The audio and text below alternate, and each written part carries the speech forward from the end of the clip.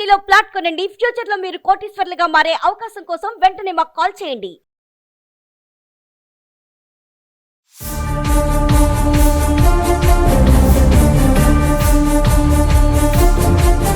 నమస్తే, welcome back to Suman TV. Present మనతో పాటు ఉన్నారు అనలిస్ట్ మందిరి కృష్ణారెడ్డి గారు. నమస్తే సార్. నమస్తే అమ్మ. సార్, అమెరికా షట్ డౌన్ గురించి మనం ఒక వీడియోలో మాట్లాడుకున్నాం. అసలు షట్ డౌన్ అంటే ఏంటి అనేసి, దాని ఇంపాక్ట్ ఎలా ఉంటుంది అనేసి. మరి ఇప్పుడు ప్రెజెంట్ చూసుకుంటే న్యూస్, ఈ షట్ డౌన్ ఎఫెక్ట్ వచ్చేసి ఫ్లైట్స్ పైన, ఎయిర్పోర్ట్ పైన బాగా చూపిస్తుంది. సో ఎందుకు ఒకేసారి ఈ విమానాలు రద్దు చేయడము, ఇదంతా ఎందుకు జరుగుతుందంటే ఒకసారి వివరాలకు వెళ్తే సార్. జనరల్గా షట్ డౌన్ అనేటువంటివి ఏదైనా ఒక కంపెనీని పూర్తిగా మూసివేసినట్టయితే, అంటే దాన్ని ఇక తాత్కాలికంగా తెరవకుండా ఉంచేదాన్ని జనరల్గా షట్ డౌన్ అని పిలుస్తాం.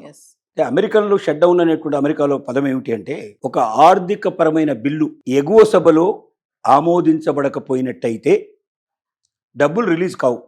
డబ్బులు రిలీజ్ కాకపోయినట్టయితే ప్రభుత్వం సంబంధించిన ఎంప్లాయీస్ ఎవరైతే ఉన్నారో కొంతమంది, అందరు ఎంప్లాయీస్ కాదు, ఒక ముఖ్యమైన ఎంప్లాయీస్ను, రెండోది కొంచెం నెక్స్ట్ లెవెల్లో ఉండే ఎంప్లాయీస్కి డివైడ్ చేస్తారు.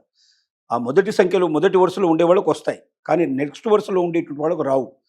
అంటే దాదాపుగా ఒక మంచి లక్షల సంఖ్యలో ఉండేటువంటి ఎంప్లాయీస్కే ప్రతి నెల రావాల్సిన జీతాలు ఆగిపోతాయి. అలాగే కొన్ని ప్రత్యేకంగా అభివృద్ధి కార్యక్రమాలు కొన్ని ఆగిపోతాయి. ఇలాగా ఒక బడ్జెట్ని, జనరల్గా బడ్జెట్ ముందు ఆమోదం పొందకుండా ఏ దేశంలో అయినా సరే డబ్బు ఖర్చు పెట్టడానికి ప్రభుత్వానికి హక్కు ఉండదు. ఆ డబ్బు ఖర్చు పెట్టాలంటే మన దేశంలో అయినా అంతే, మన అసెంబ్లీలో అయినా, మన పార్లమెంట్లో అయినా సంవత్సరం బడ్జెట్ ముందుగానే ఆమోదించబడుతుంది. ఆ ఆమోదించబడ్డ ప్రకారంగానే దేనికి ఎంత అలొకేషన్స్ కూడా ముందే ఉంటాయి. దాంట్లో కొద్దిగా ఆ అలొకేషన్స్లో కొద్ది గొప్ప మార్పులు తీసుకొచ్చుకోవడానికి అవకాశం ఉంటుంది తప్ప టోటల్గా అసలు ఏ మొత్తం కూడా శాంక్షన్ అనేది లేకుండా దానికి ఖర్చు పెట్టడానికి మాత్రం అవకాశాలు ఉండవు. మన దగ్గర కూడా ఇలాంటి పరిస్థితులు ఉంటాయి, కానీ ఇంత ఖచ్చితంగా షట్ డౌన్ అనే పదం మన దగ్గర ఉపయోగపడదు. మన దగ్గర ఎలాంటి రాజ్యాంగం ఉందంటే, ఆర్థికపరమైన బిల్లులు తప్పనిసరిగా ఆమోదించాలి. కాబట్టి దాంట్లో సూచనలు చేయొచ్చు, సలహాలు చేయొచ్చు, కానీ బిల్లే ఆమోదించవు అని చెప్పి రిజెక్ట్ చేయడానికి ఎవరికి హక్కు లేదు. ఎవరికి ఇక్కడ రాష్ట్ర ప్రభుత్వాల్లో అయితే మన ముఖ్యమంత్రులు ప్రవేశపెడతారు, వాటికి సంబంధించిన బిల్లులు, ఆర్థిక మంత్రి ఎవరున్నారు వాళ్ళు ప్రవేశపెడతారు. గవర్నర్ కూడా ఈ బిల్లు రిజెక్ట్ చేయడానికి వీల్లేదు. వేరే ఇంకే బిల్లు అయినా రిజెక్ట్ చేయడానికి అవకాశం ఉంది, కానీ ఇది రిజెక్ట్ చేయడానికి. అలాగే అక్కడ రాష్ట్రపతి కూడా దాన్ని రిజెక్ట్ చేయడానికి వీలుపడదు. అంటే ఆర్థికపరమైన బిల్లుల్లో మనం చాలా జాగ్రత్తలు తీసుకున్నాం. ఇలాంటి పరిస్థితులు ఏర్పడితే దేశ భద్రతకి ముప్పు అవుతుంది, దేశం మొత్తం కూడా స్తంభించిపోతుంది. అలాంటి పరిస్థితి రావడానికి వీల్లేదు. కానీ అమెరికా లాంటి ప్రజాస్వామ్య దేశం లోపల బాగా కొన్ని చాలా ఫ్రీడంగా ఉండే పరిస్థితులు ఉంటాయి. ఆ ఫ్రీడంలో పరిస్థితి ఏంటంటే, ఎగువ సభలో ఎగువ సభ అంటే ఏమిటి, అక్కడ ఎగువ సభ ఏంటంటే ప్రతి రాష్ట్రం నుంచి 2 ప్రతినిధులు ఎన్నుకోబడతారు. 50 రాష్ట్రాలు ఉన్నాయి. 50 రాష్ట్రాల నుంచి 2 ప్రతినిధులు అంటే 100 మంది ఎన్నుకోబడతారు. ఈ 100 మందినే ఎగువ సభ అని పిలుస్తారు. సెనెట్స్ ఉంటారు దాంట్లో, వాళ్ళు దీన్ని డిసైడ్ చేస్తారు. ఈ మళ్ళీ దిగువ సభ ఏదైతే ఉందో మనకు కూడా ఉన్నట్టుగానే మనకు లోక్సభ ఉంది, రాజ్యసభ ఉంది. వాళ్ళకు రాజ్యసభ లాంటిది ఎగువ సభ. లోక్సభ లాంటి దాంట్లో ఇంకా చాలా ఎక్కువ మంది ప్రతినిధులు ఉంటారు. వాళ్ళు ఒక రాష్ట్రానికి ఇంతమంది చొప్పున ప్రతినిధులు ఉంటారు, ప్రతి నగరం నుంచి కొంతమంది ఉంటారు, ఇలా నగరానికి మేయర్లు వాళ్ళు ఉంటారు. ఇలా రకరకాలుగా పద్ధతులు ఉంటాయి, సిస్టమ్స్ ఉంటాయి దాంట్లో. కానీ ఈ ఎగువ సభ అని చెప్పబడేటువంటి దాంట్లో 100 మంది ప్రతినిధులు మెజారిటీ ఆఫ్ ది పీపుల్ దాన్ని రిజెక్ట్ చేసినట్టయితే, ఆ ఆర్థిక బిల్లుని మేము ఒప్పుకోము, అంగీకరించాం, ఇది దీంట్లో విపరీతమైనటువంటి మేము ఒప్పుకున్నటువంటి చాలా డబ్బు వాటికి వీటి ఖర్చు పెట్టడానికి సిద్ధపడుతున్నారు, చాలా విషయాలు ఖర్చు పెట్టడానికి సిద్ధపడుతున్నారు, లేదా మేము చెప్పిన సంస్కరణలకి ఆయన సిద్ధపడకపోవడం వల్ల, ప్రెసిడెంట్ సిద్ధపడకపోవడం వల్ల, లేదా మేము చెప్పినటువంటి సంస్కరణలకి లేకపోతే కొన్నిటికి అభ్యంతరాలకు ఆయన ఒప్పుకోకపోవడం వల్ల మేము దీనికి అడ్డుపుల్ల వేస్తున్నాం అనే పద్ధతిలో కూడా ఆర్థికపరమైన బిల్లులు ఆపేస్తాం. ఈసారి అక్టోబర్ 1 నాడు ఆమోదించవలసిన బిల్లుని ఆమోదించకుండా వాళ్ళు రిజెక్ట్ చేశారు. రిజెక్ట్ చేయడం వల్ల ఏదైతే శాంక్షన్స్ రావాలో డబ్బు రాలేదు. డబ్బు రాకపోవడం వల్ల కొన్ని డిపార్ట్మెంట్లకి, కొంతమంది ఎంప్లాయీస్కి జీతాలు అందవు. జీతాలు అందకపోవడమే కాకుండా బలవంతంగా వాళ్ళ చేత లీవ్ పెట్టించడం జరుగుతుంది. ఎందుకంటే మరి జీతం లేకుండా పనిచేయాలంటే ఎవరు చేయరు కదా. వాళ్ళని ఇంటి దగ్గర కూర్చోబెట్టినా వాళ్ళు డబ్బులు ఇస్తారు. అంటే ఈ పోయిన నెల జీతం రాదు, ఇప్పుడు ఇక పని చేయకపోయినా జీతం వస్తుంది, ఇంట్లో కూర్చొని జీతం తీసుకోవాల్సిన పరిస్థితి, షట్ డౌన్ చేసుకునే పరిస్థితులు ఏర్పడతాయి. కాబట్టి ఏం చేస్తారంటే చాలా వరకు ఎంప్లాయీస్ మానేస్తారు. ఒక నెల రోజులు మ్యాక్సిమం గడువిస్తారు. అక్టోబర్ 1 నుంచి నవంబర్ 1 దాకా వాళ్ళు వెయిట్ చేశారు. నవంబర్ 1 దాకా వాళ్ళకి జీతాలు రాలేదు, వాళ్ళు ఇంటి దగ్గర కూర్చోవడం మొదలుపెట్టారు. అలాగే ఎయిర్పోర్ట్లలో పనిచేసేటువంటి ఎవరైతే భద్రత కల్పించేటువంటి సిబ్బంది ఉందో ఈ భద్రతా సిబ్బంది అంతా కూడా చాలామంది విత్డ్రా అయిపోయారు. ఆ విత్డ్రా అవ్వడం వల్ల 1800 విమానాలు రద్దు. అమెరికా లోపల ఇప్పుడు రద్దయిపోయింది. ఎందుకు రద్దు కావాల్సి వచ్చింది? ఈ 1800 విమానాలని చెక్ చేసి భద్రత కల్పించి ప్యాసింజర్స్ భద్రత, అలాగే లోపలికి ఎవరు పోనీయకుండా ఎయిర్పోర్ట్స్ భద్రత ఇవన్నీ కూడా కాపాడాల్సిన సిబ్బంది Yes. ఇళ్లలో కూర్చున్నారు. మరి వాళ్ళు పని చేయనప్పుడు, వాళ్ళు చెక్ చేయనప్పుడు లోపలికి ఎవరైనా పంపిస్తే అసలు ఆ ఎయిర్పోర్ట్ భద్రతకి ముప్పు వచ్చే అవకాశం ఉంది, ఆ ఫ్లైట్ భద్రతకి ముప్పు వచ్చే అవకాశం ఉంది, ఎవరైనా హైజాక్ చేసే అవకాశాలు ఉన్నాయి, ఎవరైనా మొత్తం ఎయిర్పోర్ట్ ఆక్యుపై చేసుకునే అవకాశాలు ఉన్నాయి. కాబట్టి ఆ విమానాలు రద్దు చేయడమే బెటరు, వాటిని నడపడం కానీ అనే ఉద్దేశంతో రద్దు చేయడం జరిగింది. Yes. ఇది ఈ రోజుకు మాత్రమే పరిస్థితి.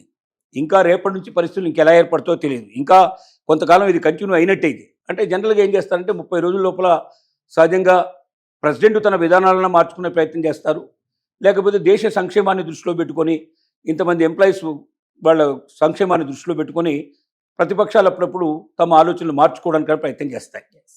దీంట్లో కొన్నిసార్లు స్వపక్షం వాళ్ళు కూడా వ్యతిరేకించే అవకాశాలు ఉన్నాయి. ప్రతిపక్షాలే కాదు, స్వపక్షంలో కూడా ఒకసారి వ్యతిరేకించే అవకాశాలు ఉన్నాయి. కానీ ఈసారి అట్లా ఇంతవరకు అయితే ఆమోదించబడలేదు. ఇవాటికి 36 రోజులు పూర్తయిపోయింది. ఇది అతిపెద్ద షట్ డౌన్గా ఒక రకంగా చెప్తున్నారు పరిస్థితి. అమెరికా హిస్టరీలోనే సుదీర్ఘంగా ఉన్న పరిస్థితి ఉన్నది. ఇంకా ఇది ఎంతకాలం కంటిన్యూ అవుతుందో కూడా చెప్పలేని పరిస్థితిలో ఉంది. Yes. ఇక్కడ అమెరికన్ ప్రెసిడెంట్ మొండిగా ఉన్నాడు. అసలే ట్రంప్ అంటేనే మొండికి చిన్నము, మొండే ట్రంప్ కాబట్టి ట్రంప్ మారడానికి సిద్ధంగా లేడు.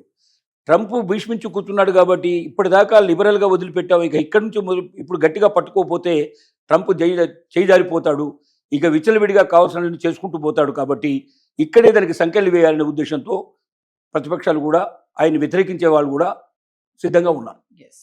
రెండు వైపులా హోరాబోరీగా జరుగుతుంది.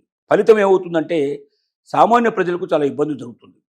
సామాన్య ప్రజలు ఇప్పుడు ప్రయాణాలు అయిపోతాయి కదా, 1800 విమానాలు ఆగిపోవడం వల్ల ఒక్కొక్క దానికి యావరేజ్గా 100 మంది ప్యాసింజర్లు వేసుకున్న 1800 × 100 వేసుకోండి, దాదాపు 180,000 మంది ప్యాసింజర్లు పోవడం అనేది ఆగిపోయింది. రేపటి నుంచి ఎన్ని వేల విమానాలు అయిపోతుంది. ఎందుకంటే మన దగ్గర బస్సులు ఎలా ప్రయాణాలు చేస్తుంటాయో, ఒక బస్ స్టాండ్లో ఎన్ని బస్సులు ఉంటాయో అలాగే అక్కడ విమానాలు కూడా అట్టే ఉంటాయి.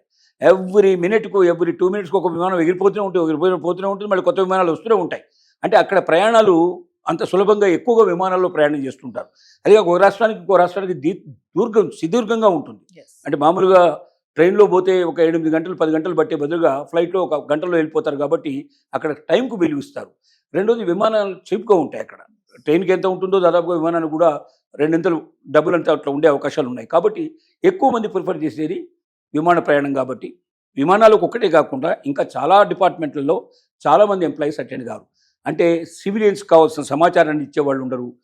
ఒక్కోసారి క్లీన్లీనెస్ సరిగ్గా లేని పరిస్థితులు ఏర్పడతాయి. ఇంకొక దగ్గర ఇంకా ముఖ్యమైనటువంటి ఘట్టాల్లో ముఖ్యంగా టూరిజం కార్పొరేషన్లో, టూరిజం డిపార్ట్మెంట్లలో ఎక్కువ మంది ఉద్యోగులు మానేసే అవకాశాలు ఉన్నాయి. దానివల్ల టూరిజం మొత్తం దెబ్బతినే అవకాశాలు ఉన్నాయి. దేశానికి వచ్చేటువంటి ఆర్థికమైన అవకాశాలు కూడా పోగొట్టుకున్నట్టు ఉంటుంది. రావాల్సినటువంటి ద్రవ్యం కూడా రాని పరిస్థితి ఏర్పడుతుంది, ట్యాక్సెస్ రాని పరిస్థితి ఏర్పడుతుంది.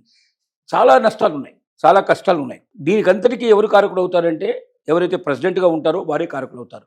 కాబట్టి ట్రంప్ విధానాలు వల్ల ప్రజలకు ఎంత నష్టం జరుగుతుందో ప్రజలకు కూడా తెలియజేసినట్టు ఉంటుంది.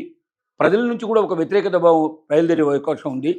కొంతమంది ఊహిస్తున్నారంటే శ్రీలంకలో వచ్చినట్టుగా, బంగ్లాదేశ్లో వచ్చినట్టుగా, వేరే వేరే దేశాల్లో వచ్చినట్టుగా ఇక్కడ కూడా ఒక పెద్ద రెవల్యూషన్ రాబోతుందేమో అనేటువంటి ఒక ఆలోచన ప్రజల్లో బయలుదేరింది.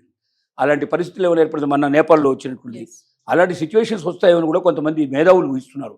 అంత సులభం కాదు. అమెరికా లాంటి దేశం లోపల అలాంటి పరిస్థితి రాదు. ఎందుకంటే అక్కడ ఒక భద్రతా వ్యవహారం చాలా గొప్పగా ఉంటుంది. రెండోది ప్రజలు కూడా అవివేకమైన పనులు చేయరు. ఎక్కువ వీలైనంత వరకు వివేకంగా ఆలోచించి చేసే పనులే చేస్తారు. కాబట్టి అలాంటి పరిస్థితులు రావు అని చాలామంది ఆలోచిస్తున్నారు. ఏదేమైనప్పటికీ ట్రంప్ లాంటి మొండి వైఖరి ఉండేవాడు తన వైఖరి మార్చుకోవాల్సిన అవసరం ఉంది. ప్రజలకు అన్ని సౌకర్యాలు సౌకర్యంగా దొరికే పరిస్థితి తీసుకురావాలి. ప్రజల మేలు గురించి ఆలోచించాలి, ప్రజల యొక్క జీవన విధానం గురించి ఆలోచించాలి. ఇప్పుడు మన ఎలక్షన్ జరిగితే ఎలక్షన్స్లో కూడా చాలా చోట్ల ట్రంప్కు వ్యతిరేకంగా ఇప్పుడు అక్కడ గవర్నర్ సెలెక్ట్ అయ్యారు. దానిలో ఇండియన్ మూలాలు ఉన్నవాళ్ళు, భారతీయ మూలాలు ఉన్నవాళ్ళు చాలామంది ఎలక్ట్ అయ్యారు.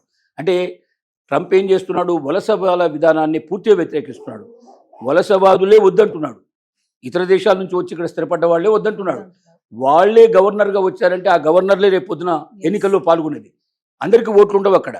గవర్నర్ లాంటి రిప్రజెంటేటివ్స్కే అక్కడ ఓట్లు ఉంటాయి. రేపు పొద్దున పార్లమెంట్ నిర్మించేది వాళ్ళే.